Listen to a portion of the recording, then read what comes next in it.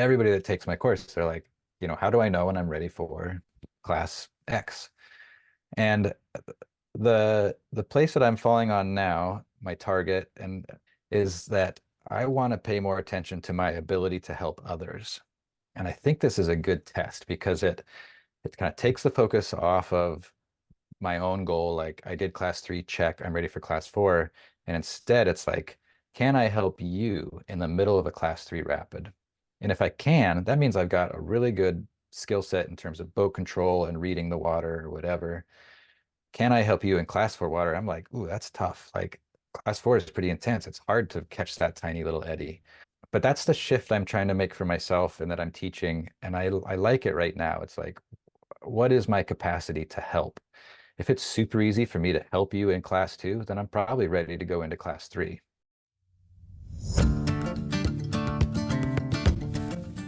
Hello, my name is Lizzie Scully, and I'm the co-owner of Four Corners Guides and the co-author of the Bike Raft Guide with Steve Fassbinder, aka Doom. We run a multi-sport adventure guide service based out of the very small town of Mancos, Colorado, home of Alpaca Raft, the Mancos Brewing Company, and many other incredible small businesses.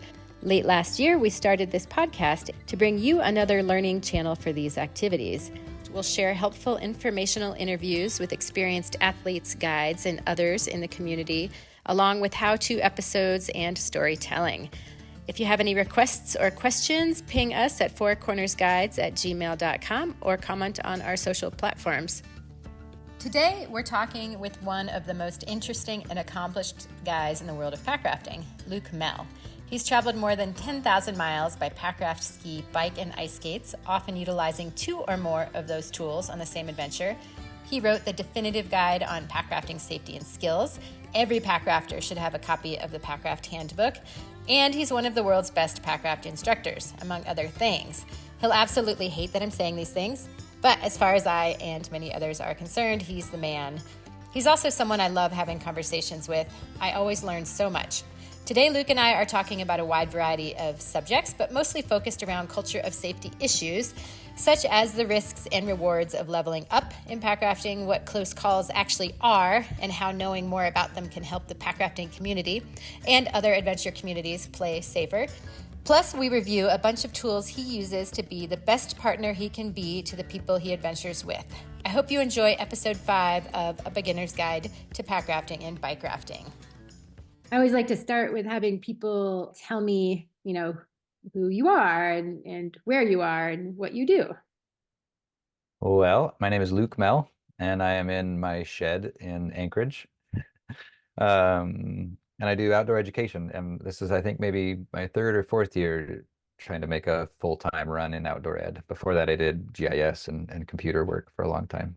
Cool. And then tell us what you've been focusing on lately. Maybe, yeah, first I want to hear the overall goal of your teaching efforts. And I know we've talked about this before, but maybe by now, after 4 years, you can give it to me in one little elevator speech. And Oh, then I wish. well, we'll try. And then tell me what new projects you're working on to sort of support that overall goal.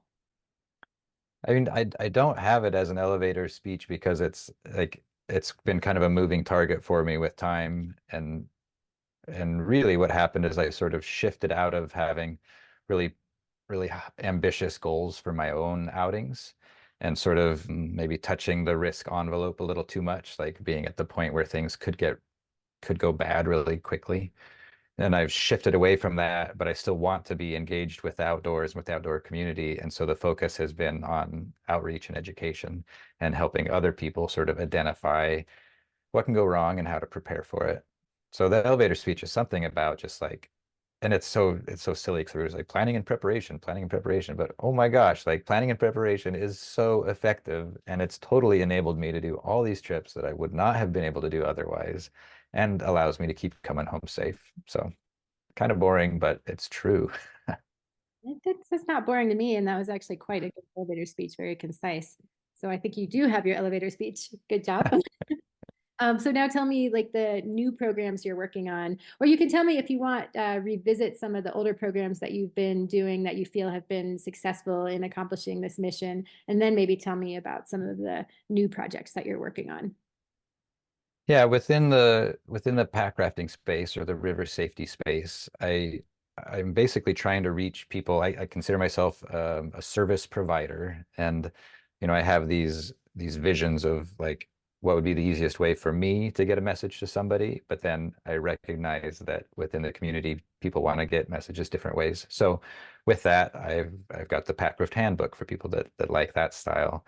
And then I've got in-person teaching. I've got an online course for the basics of river safety and boat control. So I'm basically just trying to like identify, and usually it's people knocking on the door saying like, I'd really like an audio file. Can you make this available as an audio file? So then I take the time and figure out like, okay, how can I serve the people that want this as an audio file?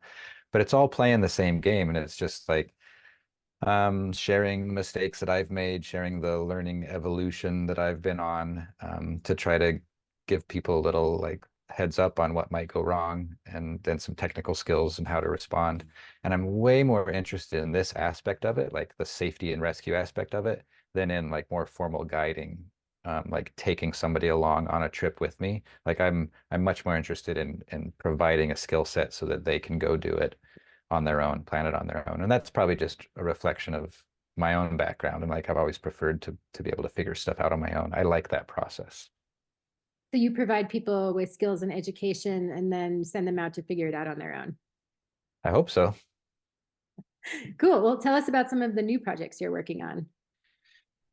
Within the pack rafting world, I mean, I'm mostly at this point, I've got a crazy teaching schedule all summer. That's where most of my demand is for the in-person instruction. And that's a little bit disappointing for me because the like it's repetitive for me, and I'll be in a class and be like, "Oh, I just said this last weekend," but they don't know that.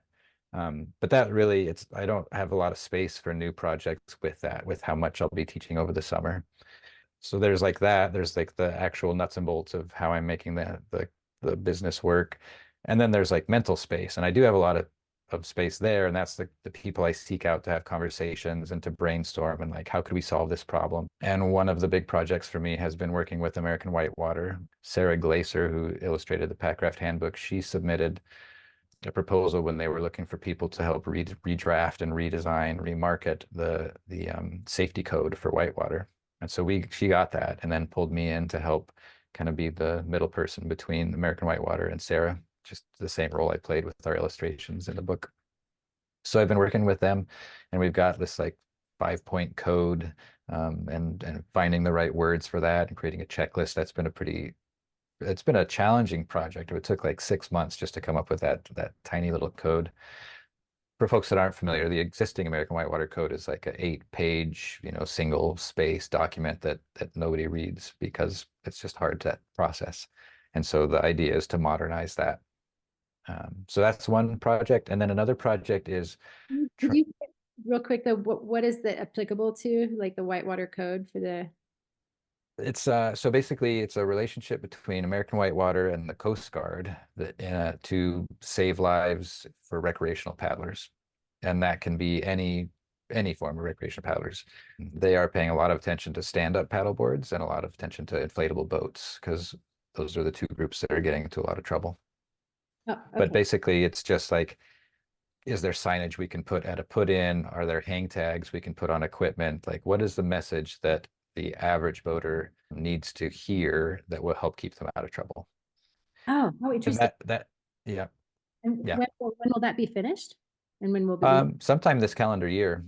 And my approach to that, I don't think this is giving anything away, is basically, there is this existing 8-page document. It is a very valuable resource. It's had, dozens or more than that of minds going into that and building it over 50 years.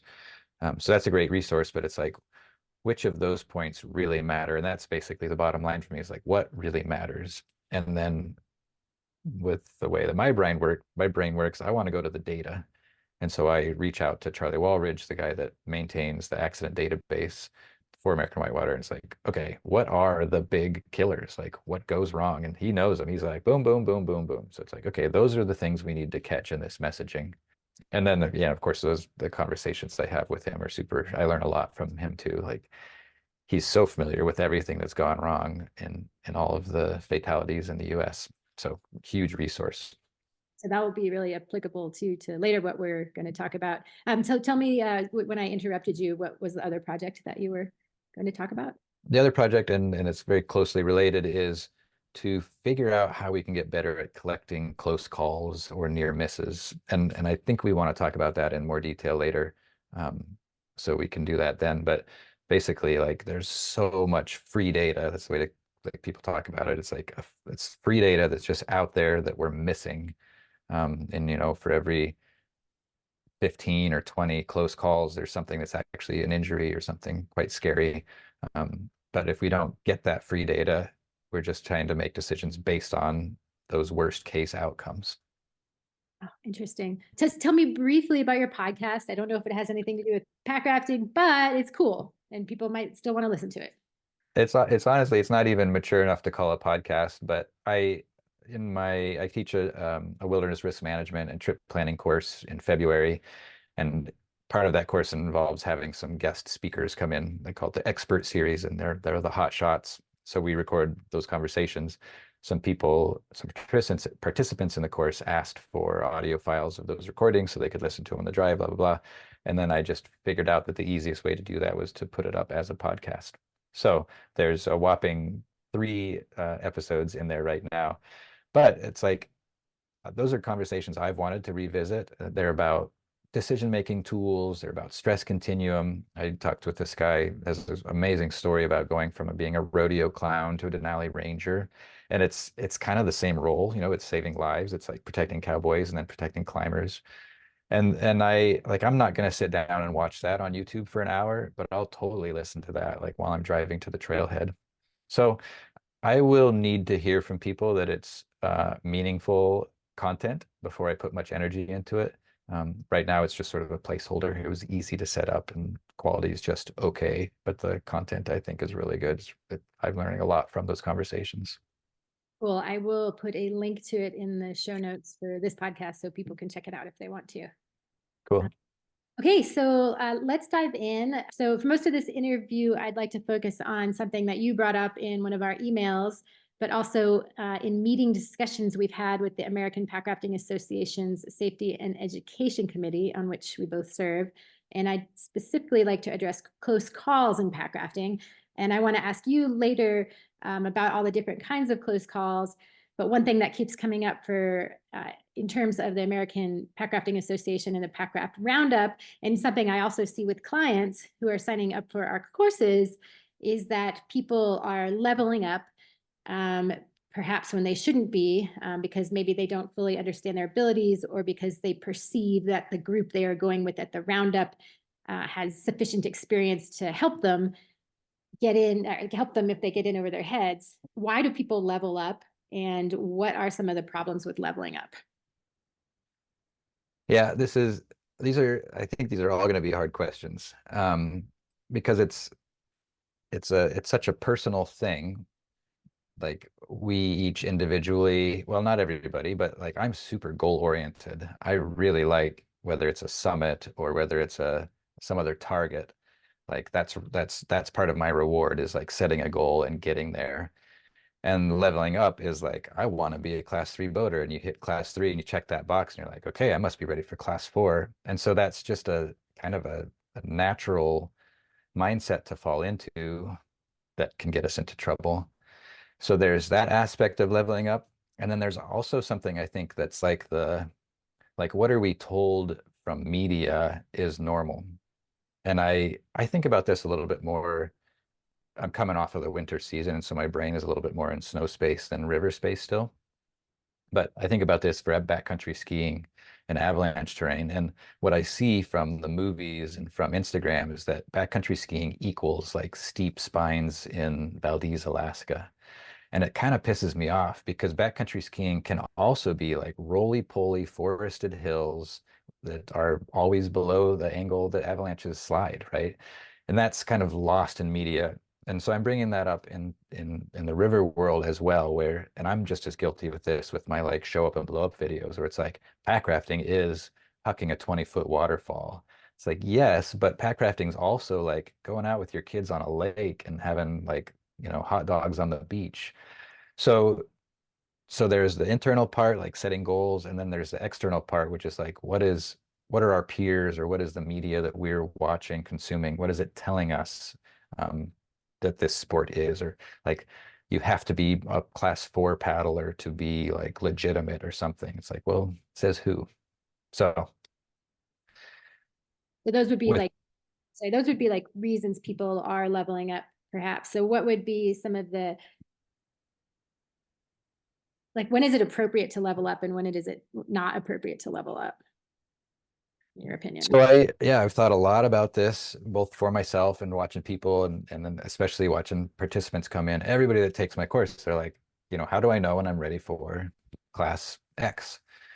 And the place that I'm falling on now, my target, and I reserve the right to change this in a couple of weeks or months or years, is that I want to pay more attention to my ability to help others. And I think this is a good test because it kind of takes the focus off of my own goal. Like I did class three, check, I'm ready for class four. And instead, it's like, can I help you in the middle of a class three rapid? And if I can, that means I've got a really good skill set in terms of boat control and reading the water or whatever. Can I help you in class four water? I'm like, ooh, that's tough. Like class four is pretty intense. It's hard to catch that tiny little eddy. But that's the shift I'm trying to make for myself and that I'm teaching. And I like it right now. It's like, what is my capacity to help? If it's super easy for me to help you in class two, then I'm probably ready to go into class three. I think that's a good test. I'll give you one other. I think this is really effective for a group of paddlers. You're at the put in, or ideally you do this before you choose your destination. And then it's just a simple +1, 0, -1 metric. And I didn't come up with this, but it's basically a way to self quantify your skill set or your comfort. So you talk about that day's objective, the paddle and the water level, all those things that go into it. And then you go around the circle and say, I'm a +1. That means I'm in a position to safely get myself down and help you if you need help through this. Sierra was like, I'm pretty sure I can get myself down here and I can probably self-rescue. Like I'm confident in my ability to take care of myself, but I'm not that confident in my ability to help somebody else. And -1 is like, this is definitely at my level, like my limit, my comfort level, my skill level.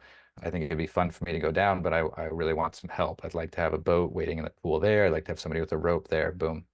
So you go around the group and you add those things up and you see as a group, are we in the positive? Are we in the negative? Are we neutral? And that's I think that can be a really pretty easy metric to identify whether the objective is appropriate or not. I want to be in the plus. If we're doing anything hard or technical, like I want to have a couple people there that can help me, my paddle, my loose boat, right? Ideally, I've got three people that can play those three roles. I love that. I think that's a really cool idea. Then there's the people who don't really understand or know yet what their abilities are. And we have at the APA and with the Safety and Education Committee talked about setting up like a questionnaire that helps people pinpoint where they're at. Curious, I think we talked about, I think that was partially your idea. Can you talk a little bit more about what you think about that? It wasn't my idea because I think that's a really hard thing to do, and it's a really hard thing to do right. It is so hard to self-evaluate, and it's really hard, I think, to come up with those prompts that don't make us sort of defensive and want to prove our worth. So, gosh, do I have a solution for you on that one? I don't know. This isn't a direct answer to your question. I'm sorry for that, but the ideal arrangement is that you and I go out onto a class two run together and we get a feel for each other. And I get to watch you and you get to watch me and we get to see how well we communicate. And then next week we're like, that was way below our skill set. Let's get on something a little harder. And then to progressively move into um, more technical or higher consequence destinations. Doing that without actually doing it seems so hard. And I've been part of some teaching teams where it's like, what's your river resume? And that's helpful. The words I would use would be like, what are some gaps that you're familiar with in your knowledge? If somebody comes into me and says, boy, I don't really have any gaps in my knowledge, like that's a red flag for me. But if they come in and say, I'm pretty good at catching big eddies, but I have a lot of trouble where two channels come together and there's like a messy eddy fence line. It's like, okay, awesome. Like they've identified some gap. That's I think where I would go with it is like try to get people to identify gaps rather than skills. Ah, that's interesting. So I had to implement for Four Corners Guides various tools to start screening people a little bit better. And one of those tools is a what level packrafter are you guide that I say is only for Four Corners Guides. Do not apply this to your general outdoor, the rest of what you do. This is just Four Corners Guides, and this is just the first layer. And I do have questions in there that address, I hope, that gap. Like one of my questions specifically says, if you don't understand the nuances of these questions, then you probably don't understand what I'm asking you. Don't look it up on Google. Go down, level down a little bit. But then I also have in the beginning of the questionnaire, please don't be offended if we put you in level one. There's nothing wrong with being in level one. But still, I talk to people all the time and they're like, I'm not a level one. I'm like, okay. It's really challenging. So another another thought that we had at the APA was to have that questionnaire, but then also to have like a check sheet. This would only work for guides, but that all guides use, like if you come take a course with Four Corners Guides or whoever, and you bring this card, and then that guide can check you off in the class for having achieved those skills or learned those skills or understood those skills or something like that. Do you think that is a potential, like, what do you think of that potential solution? I'm just kind of curious. Yeah, I mean that follows what is the kind of a standard certification process, whether it's through a Swiftwater company or not. Like I provide, there's two levels here. One is like a certificate of completion. Here are the skills we went over. We went over eddying and surfing and blah blah blah. And then there's another one, which is where you evaluate their skills at that. You say they are proficient at catching big eddies, they are proficient at surfing, whatever. So I think those are great things to document, and I think I like having that like little certificate of completion or technical certification. So I think You that's a good idea. you do that through your company then? I do that. Yep, and I do that for SSI as well. For SSI, it's more like where that's a like a pro certification. That is a competency. It's like, are you competent at it? And then for other courses, it's like, here's what we did. Cool. I love that. I might copy that. Okay, so next question. Can you talk a little bit more about when people are leveling up and the close calls that they have and the repercussions of those close calls for them or for people they're boating with? Yeah, I guess I don't think that I'm just going to clarify a little bit. I don't think leveling up and close calls need to be part of the same conversation. I feel like those can be totally different. And I'll go back to leveling up.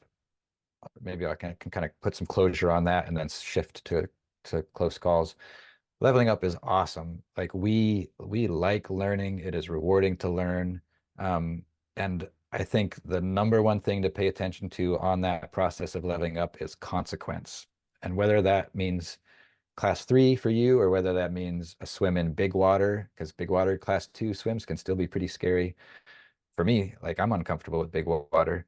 So it's like, what's the consequence? And if you're in the environment and you've got the team where you can level up and the consequence is small because there's somebody waiting there in the pool, it's pool drop, like gosh, give me a pool drop river any day for my skill building, right? Because there's a recovery zone. We talk about it. We look down the river and say, yeah, there's a sweet recovery zone.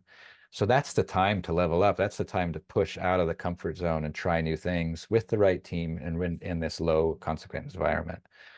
The rest of the time, like I'm personally not doing any leveling up on a remote trip. Like screw that. If something goes wrong there, that's a big deal.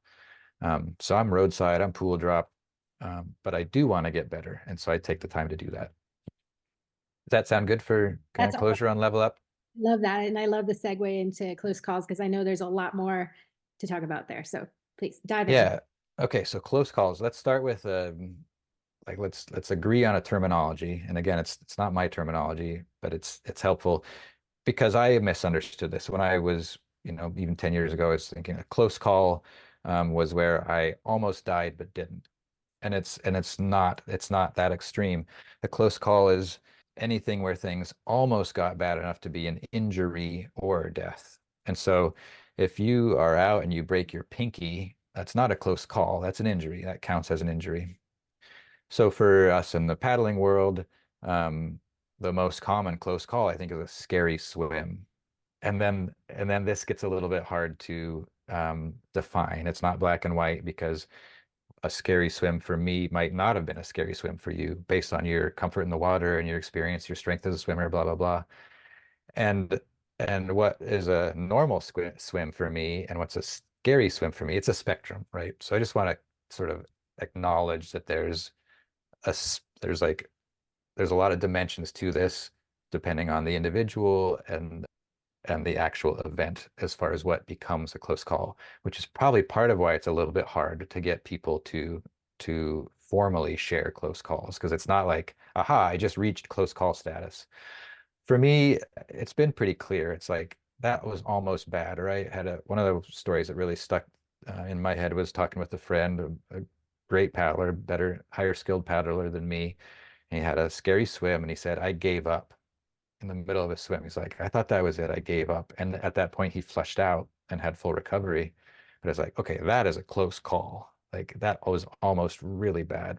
And I can think of a few of my worst swims and be like, gosh, that was bad.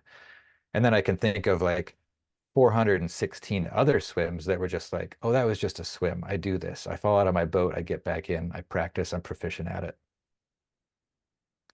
Let me pause because I just did a bunch of talking. Anything you'd want to clarify within that? No, I just reiterate that close calls are difficult to categorize because it's going to be different for every person depending on what level they're at, how they feel on a given day, what river they're on, how much fear they have, what happens in their personal life. So, Totally. What they had for breakfast, like that can totally like, did I skip breakfast because blah blah blah. Yeah, so it is subjective, right? This is very human. Okay, so that's with that as a definition, let's go into why we think it's so important. This is really well documented in like the manufacturing sector. We're like putting cars and trucks together. There's a ton of close calls in the workspace. And basically what the safety science folks recognize is that there's this zone of safety drift, and it's a function of management and culture, if it's a culture of safety or not, and complacency, and it can be really easy to drift toward that incident where somebody gets injured or worse. What we want to do, and what honestly what Packraft community is doing better than almost any other group that I'm aware of, except for maybe the Avalanche community, is safety drift in the opposite direction, where we have this baseline target in mind, which is like no fatalities, even though we bring in a bunch of new paddlers each year. And we're trying to drift that way by really embracing and fostering this culture of safety. And a huge way to do that is to share these incidents where things almost went wrong. And I can give you a great short example where the little hardware that used to come with deck bags on various boats, both Alpaca, Cocopelli, I don't know about the other brands, and they had the little non-locking gates on them. And I thought, gosh, these non-locking gates, like that's weird. Like I know from my fundamentals of river safety that I'm not supposed to have any non-locking hardware. Sure seems like this is going to get somebody in trouble. And then I don't hear anything about it. I don't hear anything about it. Okay, maybe it's not that big of a deal. And then I have a conversation with somebody who may or may not want to be unnamed. I don't know how you're feeling about this. it's fine, it happens. And you're like, yeah, the little strap on the back of my shoe got clipped into that thing on a rapid in the Grand Canyon. And I'm like, that's a big deal. And then when I share that story, I instantly heard from five other people, literally, for sure. And they're like, so that was out there. That data was out there, but without you saying it, me asking it, me having access to a bunch of pack rafters through Facebook or whatever to get that and then say like, statistically, this is a big deal. And you could justify away, oh, that thing's rated for 10 pounds and it's supposed to break Didn't break. fine, but like I don't want to count on my gear to break to keep me safe. Like My gear breaks when I don't want it to. It doesn't break when I do want, that's a messy game. So that was a great learning experience for me to be like, okay, here's the value of a close call. And why would you volunteer to, post to the world like, hey, this non-locking carabiner? Because for you, it's like it was scary, but it was scary for 10 minutes. And then you had another 7 days of awesome river time, right? It was just this little blip. It's a big challenge to figure out how to collect this data. And we can talk about that too, but again, I just want to make sure, again, if you want any clarification. No, that's good. I feel like we've clarified. Let's move Cool. on. I guess I kind of want to describe some different close calls besides that one, some other close calls, just so that people have a better idea. Like maybe something like that carabiner incident that seems kind of innocuous, but it truly, like every single person who comes to every single one of my courses, not every single person, 50% of them bring non-locking carabiners. No, like I can't break this habit of people using non-locking carabiners. So anyway, so what are some other close calls where people they wouldn't think about this that could possibly be a bad incident? I'm surprised to hear that your observation with non-locking carabiners, because I don't see that at all up here, Mm. like zero. And not zero, but maybe 1 out of 12 participants will have something that doesn't lock. And so I think that is probably an effect of Alaska's boating community, Alaska's pack rafting community being very tight knit, word travels fast. And so when we share those few stories, and I've got one in the book about Brad Micklejohn getting clipped into his boat and having his face drag along the gravel on the bottom of the river, it's like, well, when I heard that story, I was like, okay, we're done with unlocking carabiners. And then that just, flowed through our community quite quickly, so that now it would be really weird to see an unlocking carabiner. So dang it, I'm not answering your question again, but the point here is how effective it is to share that story. For you to tell me about that, what your experience, for Brad to tell me about his experience, and then to find a way to share it. You got to remind me back to your original question because I got totally derailed there. There's some other close Ah, calls that you. oh, other examples. Okay, so 90%, 98% of the time, what we're talking about are scary swims. And that is you fell out of your boat and maybe got separated from the boat. If it's continuous rapids, I'm way more concerned about consequence on a continuous rapid than I am on pool drop. Just in case people aren't familiar with pool drop, it's like a discrete rapid. It's steep and short, and then you're in a pool, hence the name pool drop, pool drop. Continuous would be like if I'm on a continuous class 3, it's a couple miles long. I'm a lot more worried about that than a pool drop class 4 in terms of consequence. So a lot of people, myself included, have gone on some long swims where it just takes a lot of time to get in the boat. You are strongest on your first attempt to climb back into your boat, and then each attempt after that, you get weaker. There was a fatality in Alaska, it's probably 8 years ago now, and the guy tried to get back his boat 3 times, and he was super accomplished. He was a class 4 boater, trained, good team, but he's in ice cold glacial water. He's wearing the suit. He's got all the equipment. But even so, just that fight of getting banged around, trying to get in the boat, banged around, trying to get in the boat, and you just get exhausted. And so if that doesn't end up well, then it's a close call or an injury or a fatality. That's mostly what we're worried about, I think, are the scary swims. And I think of that, I just gave you the example of like a long one. There's also the scary swim that is getting stuck in a hole and recirculating. I think that's way less common statistically, but that might be a bias based on my geography and my group of friends. Okay, no, thank you for that. So what do you think? I mean, you've talked about a little bit about this, but maybe in terms of planning and partnership and other things like that, what are some good ways to avoid close calls, to address close calls? I think they're gonna happen, even if we choose all of the right objectives and the right partners. We can't we can't guarantee a safe experience on a river. We don't have control. And formally in risk management conversations, um, we're talking about objective hazards, environmental hazards. It's all the stuff we have no control over. Temperature of the water, the volume, the speed, the water level. the rock in the river, the wood in the run, or the wood around the corner. First thing I do in my Swiftwater classes, we're all doing our meet and greet at the start, and is like, I cannot guarantee a safe um, experience for you this weekend. It's like let's get real right away. It's like I am doing my best to protect each of these sites. I talk about how we will make you less exposed, what we're going to do to reduce your exposure to make you less vulnerable, but I can't guarantee safety. Like, no way. We're outside. We're on a moving water. So close calls are part of the game. And the best ways to reduce the odds of those close calls are to be with some awesome partners that are trained and are really good at communicating and talking risk and are really comfortable portaging when that's the right decision to do. And then choosing objectives that are appropriate for your skill set and for your group that day and for the water level that day.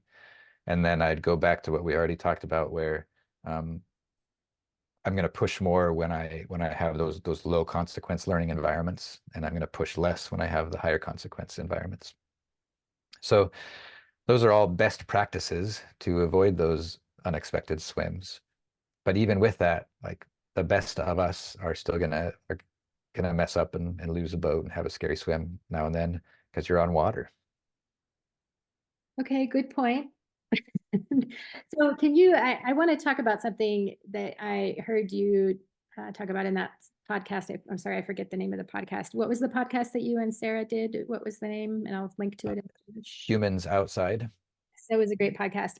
You talked about, and I hadn't considered this, and I'm kind of shocked because I've been a climber for 25 years, and I like, how can I be the best partner? I've always looked Hmm. at people, how can they be a good partner? Yeah, right. How can I, what are the ways like that I can learn to be the best partner that I can be? Yeah. Well, I'm still on this path as well. So when I figure it out, I'll send you an email with all the secrets. Gosh.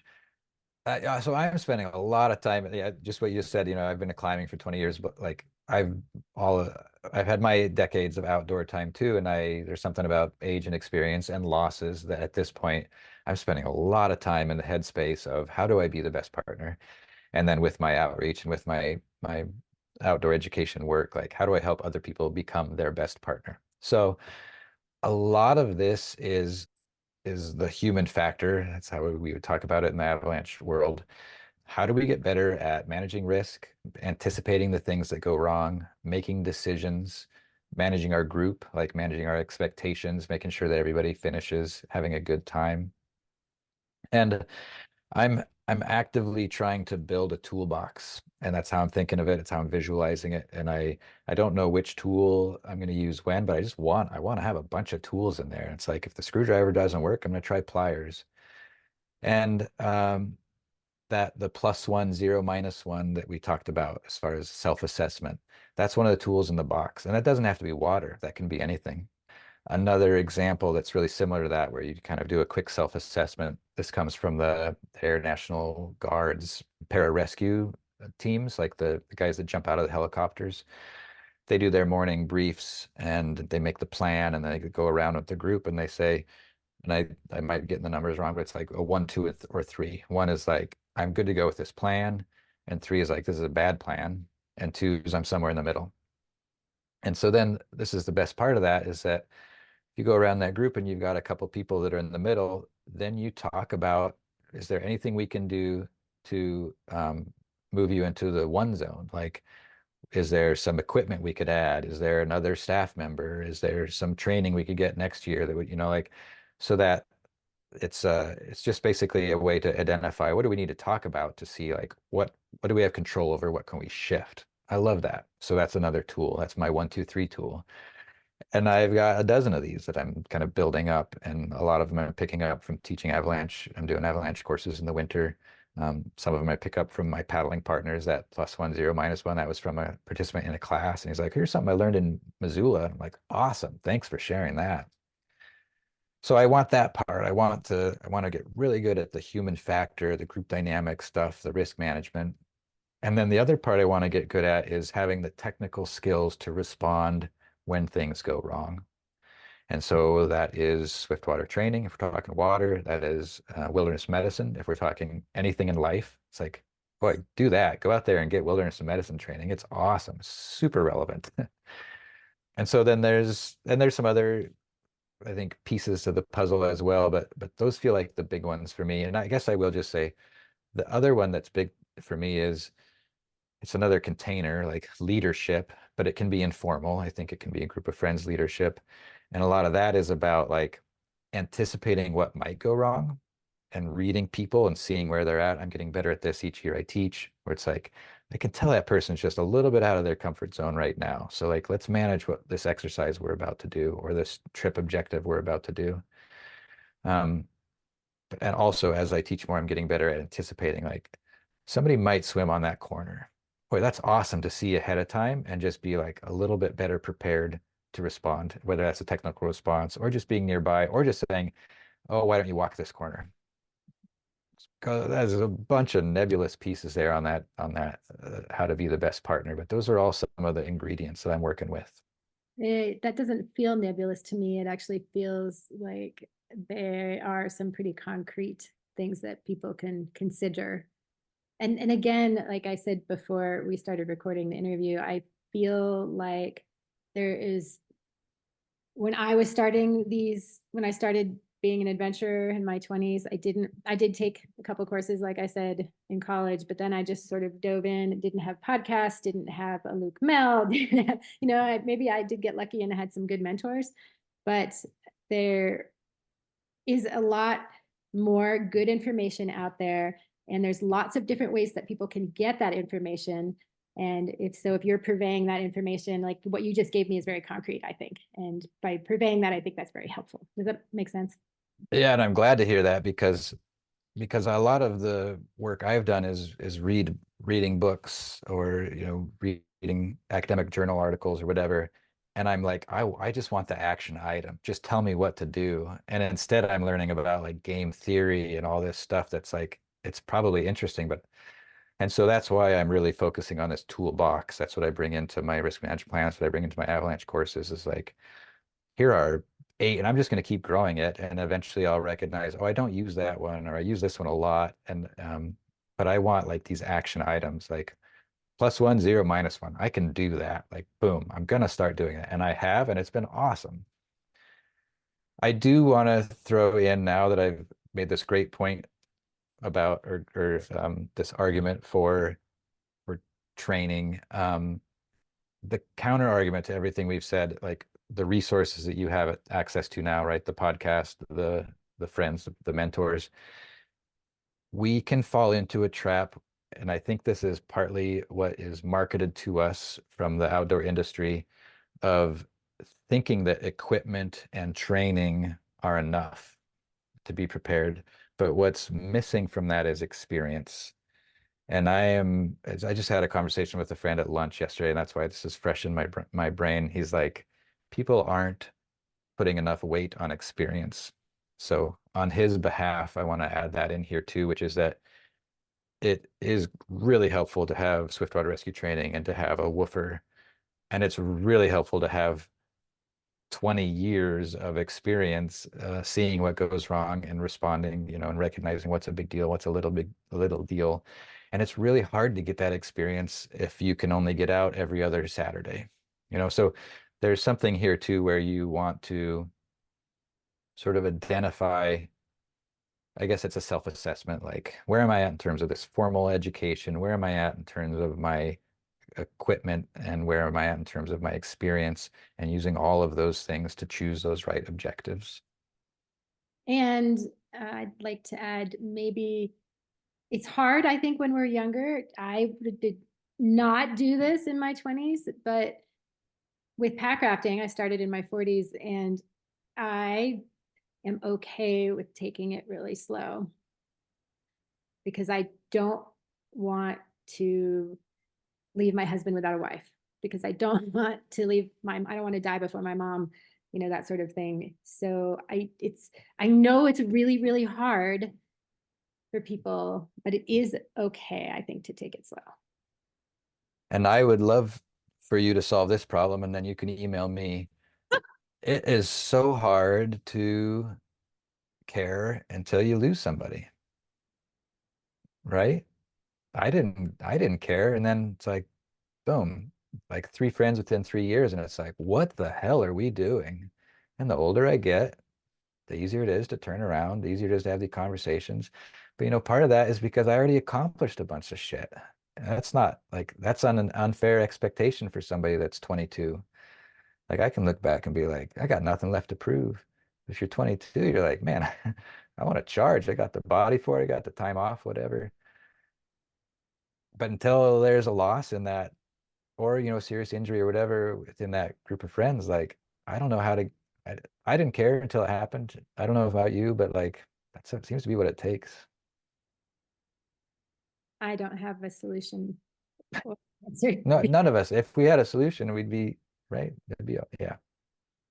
I the solution is having conversations and making it cool to care, making it cool to be curious about what's changing in the weather and like what's around the corner. But it's sure easy to say that coming at it from being 45 to being on the other side of it at 25.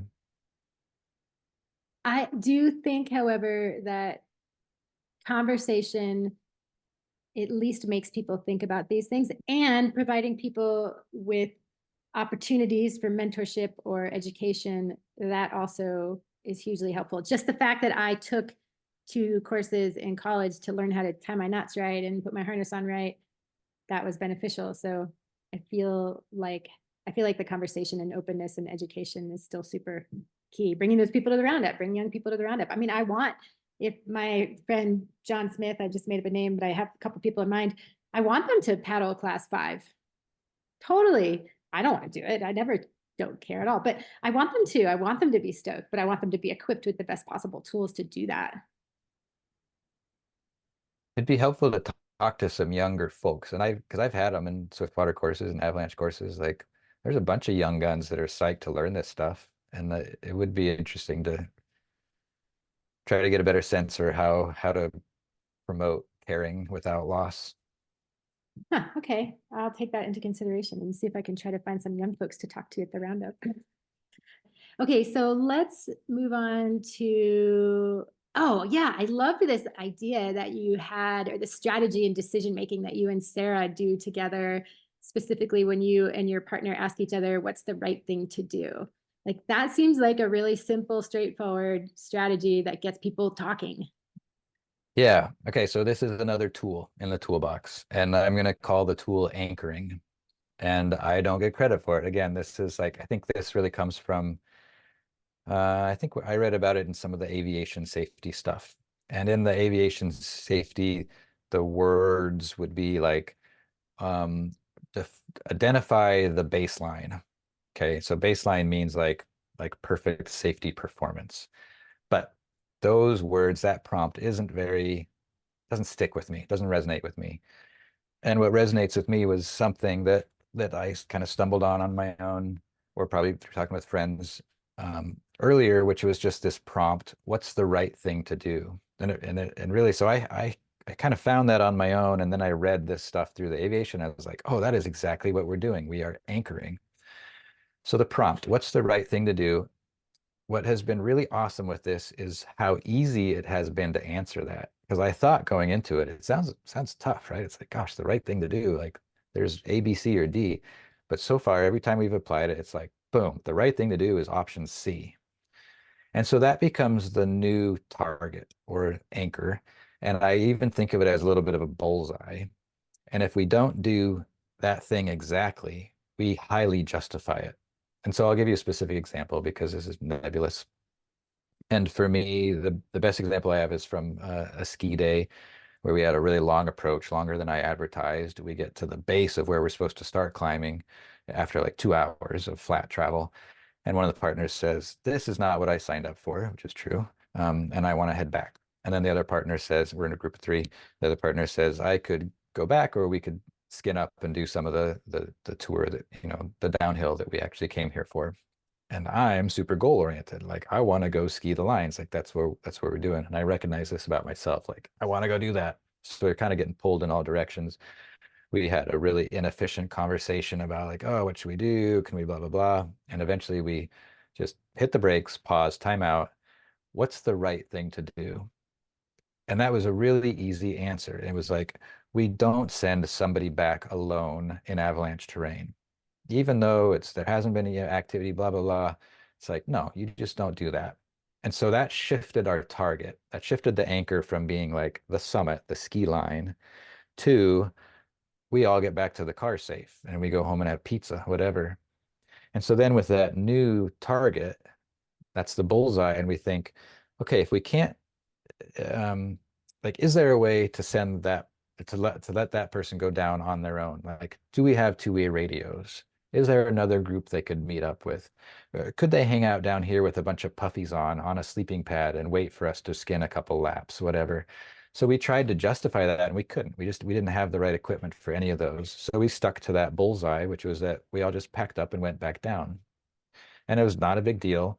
The most valuable thing from the experience was that it was like, okay, that was easy to identify and it was not a big deal to turn around. So that's that concept of anchoring and using that prompt of what's the right thing to do. Well, I love that. That's really, I don't know, that's fun. I feel like that of all the different tools you're talking about, different things might stick with different people. But even if one of those Yeah. tools sticks with one person, that's great because that person then has another tool to work with. So I have a question from APA board member Patrick Doe.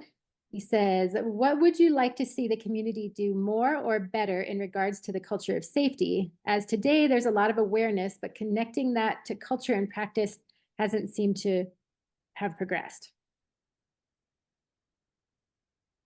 I would like to know what Patrick sees where he's saying that he doesn't feel like it's progressed, or maybe he'd probably say not progressing as well as it could be or something.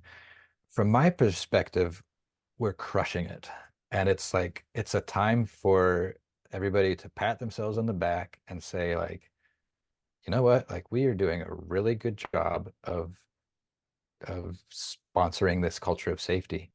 And it's true. And it's not just like I got brought down to Colorado last year for the National Association of State Law Boat Administrators, right? Blah, whatever that is. And they're like, how did you guys figure out how to get everybody to start wearing helmets in whitewater? They're like, we can't figure out how to do this. And literally, that's the conversation. So they sought out the Packraft community because they see that success. And I see that success. I go to people that come to the courses, or I go to the put in at our local rivers. I'm not seeing the non-locking carabiners. Everybody's wearing good gear. Like it's awesome. And I think, of course, it could be better, but I also think it's important that we like congratulate ourselves on the success that we've had as a community internationally. It is awesome. Okay. With that said, what could we do better? And I want to do better, of course. Um, the close calls part is huge. I think it's not low hanging fruit, but it's like that's the biggest bang. That's the most reward we can get once we figure it out. And it has been hard to figure out. I worked with American Whitewater and had them add close calls to their accident database. This was a big deal. There was a lot of pushback, and they did it eventually. And I think since then, like two people, and not just for pack rafting, but like for all paddle sports, they've had like two submissions of close calls. So it doesn't catch. It's so hard to get this information. And so one of my little side projects now has been how do we do it? How do we incentivize close calls? And I had a talk with some Coast Guard folks and like here and there, and just trying to figure out like what can we do with alpaca? Like, can we do a gear giveaway each year? And I'm still working on that, and I'll have something rolled out in for this year's Culture of Safety push. Um, but that's what screams at me. It's like, let's figure out what we're missing, because it's like the non-locking carabiner. Like, what's happening out there that we aren't hearing because it wasn't the two fatalities that we had last year. The fact that there were only two fatalities, like that's a win. We've done really well at that with this rapidly growing user base. And then if I wanted to add something to the list, it would probably be something about like what you've talked about. When is it appropriate to level up and choosing the appropriate destination? and really trying to figure out like how do we get out of the mindset of like class 3 check, like check the box. Okay, I'm ready for class 4. It's not quite that simple. And I think within pack rafting community, especially because our whitewater boats are so capable, are so stable, it's really easy to see that progression as linear without recognizing the value of chilling out and getting really good at some of those like small eddy catching maneuvers and peeling out and that stuff.